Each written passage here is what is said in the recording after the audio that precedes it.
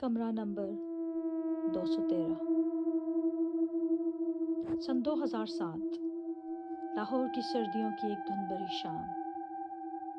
माल road के करीब वाक़या एक पुराना लड़कियों का हॉस्टल, जिसकी दीवारें वक्त के साथ जर्द हो चुकी थीं और राहदारियों में हमेशा एक अजीब सी खामोशी बसी रहती थी। कहा जाता था कि इस हॉस्टल में कुछ कमरे ऐसे हैं जहाँ रातें बड़ी खौफनाक होती हैं। इन्हीं में से एक था कमरा नंबर 213। मगर ये बात आयशा नहीं जानती थी। आयशा एक नई स्टूडेंट थी, पहली बार लाहौर आई थी, ख्वाबों से भरी हुई एक नई ज़िंदगी शुरू करने लिए।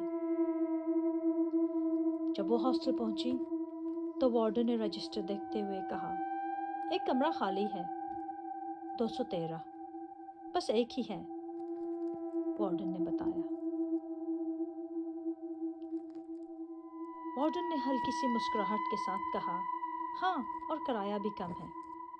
ये सुनकर आयशा खुश हो गई, मगर इसे क्या मालूम था कि सस्ता कमरा हमेशा सस्ता नहीं होता।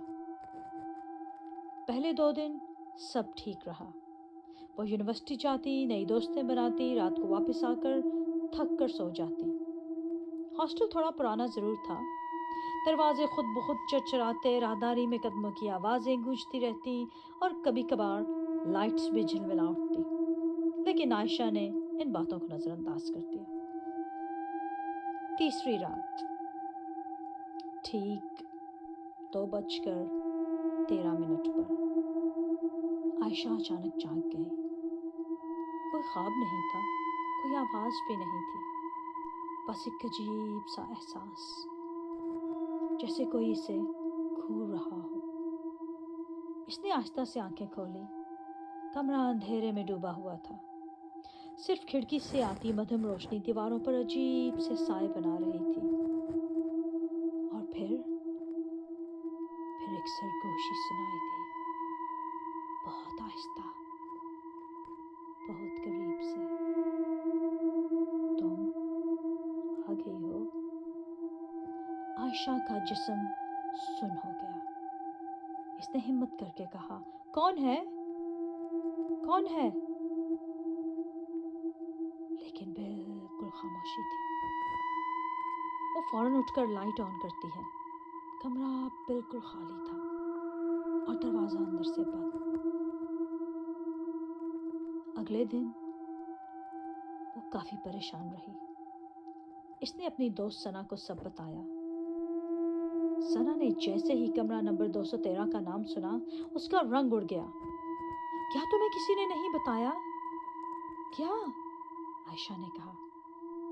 सना ने इर्द गिर्द देखा और आहिस्ता आवाज में बोली, वो कमरा ठीक नहीं है आयशा। और आयशा का दिल डूबने लगा। वहां एक लड़की रहती थी 2005 में। फिर क्या हुआ? सना ने कहा, वो हर रात कहती थी कि कोई उससे बातें करता है, और फिर एक रात वो गायब हो गई। आयशा ने हंसने की कोशिश की। हा हा हा हा, ये सब कहानियां हैं। मगर उसके दिल में कहीं ना कहीं खौफ बैठ चुका था। उस रात जब वो कमरे में वापस आई तो सोने से पहले बार बार दरवाज़ा चेक करती रही। खिड़की बंद की, लाइट जलती छोड़ी और दिल को समझाया कुछ नहीं है। मगर ठीक 2:13 पर लाइट खुद ब खुद बंद हो गई। आयशा की आंख खुल गई। कमरा मुकम्मल अंधेरे में था। इसने हरकत करने की कोशिश की, मगर वो हिल नहीं पा रही थी, जैसे कोई इसे पकड़कर दबा रहा हो। फिर वही सरगोशी, इस बार ज्यादा करीब से और ज्यादा वाज़ेह, ये मेरा कमरा है। आयशा की सांस रुकने लगी। इसने बड़ी मुश्किल से सर मोड़ा और कमरे के कोने में देखा। वहां कोई खड़ा था, एक लड़की, लंबे बिखरे हुए बाल, सफेद चेहरा और खाली स्याह आंखें। वो आहिस्ता आहिस्ता इसकी तरफ बढ़ने लगी। हर कदम के साथ फर्श चरचरा रहा था। आयशा चीखना चाहती थी मगर आवाज नहीं निकल रही थी। और फिर वो साया उसके बिल्कुल करीब आ गया, इतना करीब कि उसकी ठंडी सांस आयशा के चेहरे पर महसूस हो रही थी। और फिर उसने झुककर आयशा के कान में कहा, तुम भी यहीं रहोगी? और फिर अचानक सब कुछ खामोश हो गया। अगली सुबह हॉस्टल में हलचल थी। कमरा नंबर 213 का दरवाजा बंद था और वो भी अंदर से। जब दरवाजा तोड़ा गया तो कमरा खाली था, बिल्कुल खाली। ना आयशा, ना इसका सामान, बस दीवार पर खून से लिखा हुआ एक जुमला था, ये मेरा कमरा है।